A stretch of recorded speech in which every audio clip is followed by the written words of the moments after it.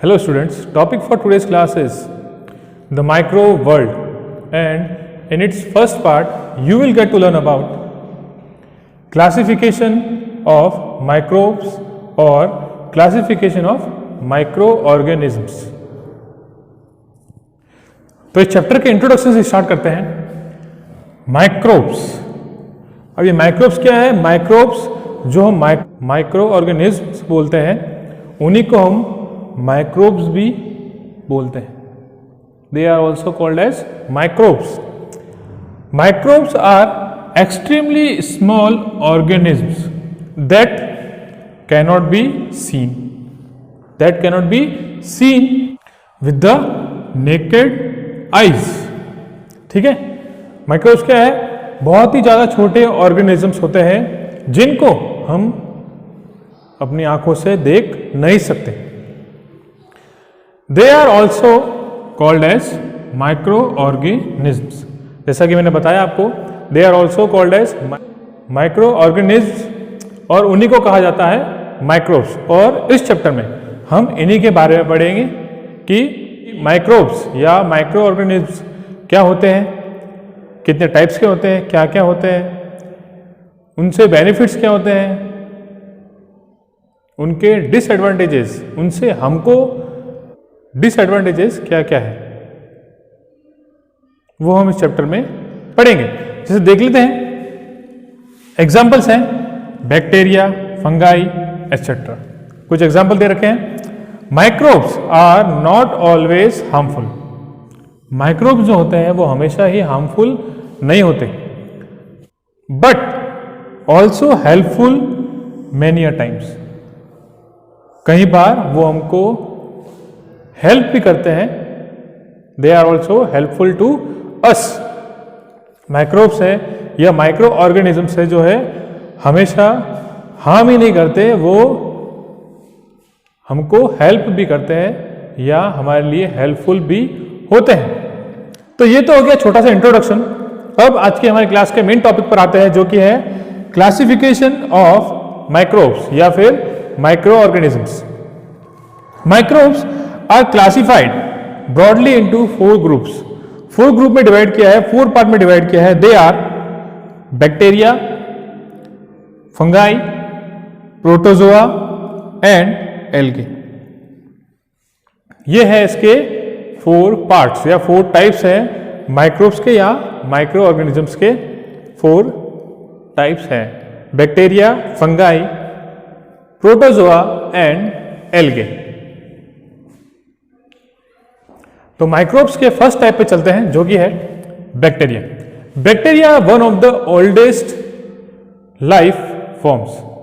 ठीक है, बैक्टीरिया जो है वो ओल्डेस्ट लिविंग थिंग है। बैक्टीरिया जो है one of the oldest living thing है bacteria. They are unicellular, that is they are made up of one cell. Unicellular organism कौन से होते हैं या फिर यूनिसेल्युलर कौन से होते हैं? They are made up of one cell. वो ऑर्गेनिज्म्स जो एक ही सेल के बने होते हैं उनको यूनिसेल्युलर ऑर्गेनिज्म्स कहा जाता है। दे appear in variety of shapes and sizes. क्योंकि एक ही सेल के हैं तो इनका शेप और साइज फिक्स नहीं होता, अलग अलग शेप अलग अलग साइज में ये होते हैं। जैसे एग्जांपल दे रखे हैं, स्फेरिकल, इलोंगेटेड एंड स्पाइरल। कुछ एग्जांपल है इनके शेप के। स्फेरिकल शेप भी हो सकता है, इलोंगेटेड भी हो सकता है और स्पाइरल शेप भी हो सकता है। They inhabit soil, water, radio active waste and the deep portion of the earth crust. अब ये कहां पर रहते हैं या फिर कहां पे पाए जाते हैं?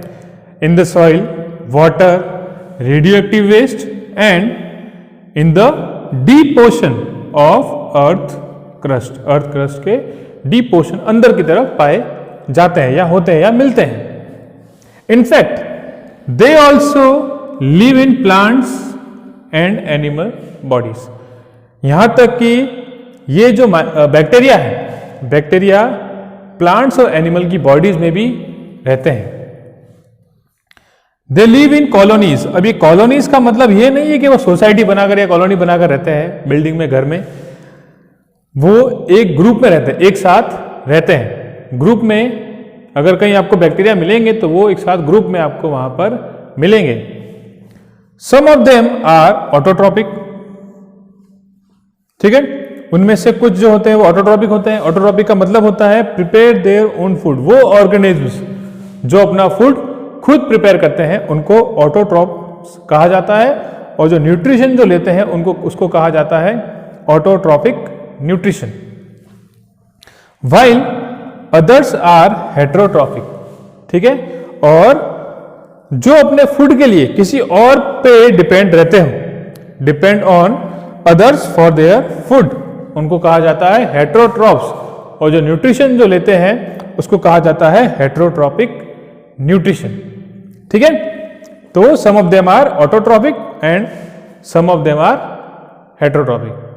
ऑटोट्रॉपिक न्यूट्रिशन या ऑटोट्रॉप्स वो ऑर्गेनिजम्स होते हैं which prepare their own food, और heterotrophs which depend on others for their food. Next part is fungi. You must have seen fungi as white layer on bread when you leave it outside at room temperature for quite a few days. ठीक है, तो आपने देखा होगा fungi को, अगर आप कुछ दिन के लिए ब्रेड को बाहर रख दो, खुले में रख दो, ठीक है, एट रूम टेम्परेचर, तो आपको क्या दिखेगा? Fungi get favourable condition and therefore they grow. तो आप अगर कुछ दिन ब्रेड को बाहर रख देते हैं तो फंगाई को फेवरेबल कंडीशन मिल जाती है and therefore they grow. Fungi are multi cellular, जैसा कि मैंने बताया अभी यूनिसेल्यूलर ऑर्गेनिजम्स के बारे में, वैसे ही मल्टी सेल्यूलर ऑर्गेनिजम्स होते हैं। जैसे कि हम ह्यूमन बीइंग भी क्या है? मल्टी सेल्यूलर ऑर्गेनिजम्स है। Fungi are multi cellular, that is they are made up of multiple cells, ठीक है। मल्टी सेल्यूलर ऑर्गेनिजम्स कौन से होंगे? जो मल्टीपल सेल्स के बने होते हैं, they are called as multi cellular organisms. They are heterotrophic. अब ऑटोट्रॉपिक और हेटेरोट्रॉपिक के बारे में मैंने अभी बताया आपको। Heterotrophics depend on others for their food, जो अपने फूड के लिए किसी और पे डिपेंड रहते हो। They live in colonies, prefer warm and moist places to grow. इनको ग्रो करने के लिए कैसा? एक तो warm and moist places to grow. तो जैसा कि यहां पे दिख रहा है आपको, वार्म और मॉइस्ट प्लेस चाहिए होती है, इसलिए ही ब्रेड अगर बाहर रखी है तो वो क्या हो जाएंगे? फंगाई जो है वो ग्रो हो जाएंगे। लेकिन अगर हम ब्रेड को रेफ्रिजरेटर में रखते हैं, फ्रीज में रखते हैं, तो वहां पे उनको ये कंडीशन नहीं मिल पाती है और वहां पर वो ग्रो नहीं करते। They are immobile. इमोबाइल मतलब दे डोंट मूव, ठीक है। इमोबाइल का मतलब है they don't move, motionless. Some examples are yeast, mushrooms and moulds. These are the examples of fungi, that is yeast, mushroom and moulds. Now the third part is protozoa.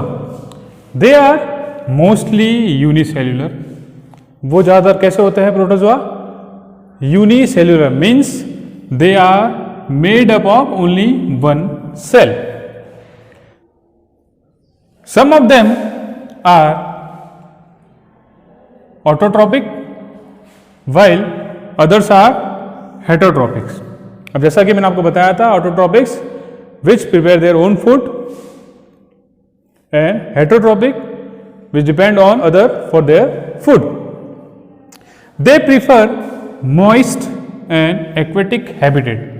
वो ज़्यादातर कहाँ रहना पसंद करते हैं? They prefer moist and aquatic habitat.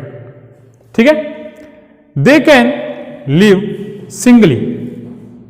जैसा कि मैंने बैक्टीरिया और फंगाई के बारे में बताया, दे लिव इन कॉलोनीज, वैसे ही protozoa live singly. Some common examples are amoeba, paramecium and trypanosoma. ठीक है, तो ये एग्जांपल्स हैं प्रोटोजोआ के. Amoeba, paramecium and trypanosoma are the examples. आज की क्लास का हमारा लास्ट पार्ट है, लास्ट टाइप है algae.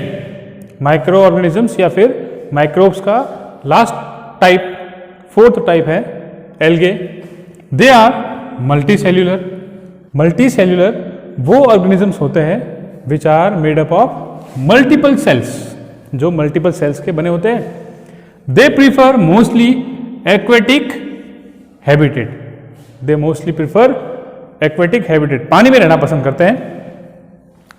Some common examples are spirogyra, ulothrix and chlamydomonas. ये इसके एग्जांपल्स है एल्गे के. ठीक है, तो ये तो हो गया हमारे माइक्रो ऑर्गेनिजम्स के टाइप. एक एक्सेप्शनल केस है, एक एक्सेप्शन है वायरस. वायरसेस या वायरस जो कि क्या होता है, माइक्रोस्कोपिक होते हैं. ये वायरस है जो माइक्रोस्कोपिक होते हैं, but they are not considered as micro organisms. They are not considered as micro organisms. क्यों?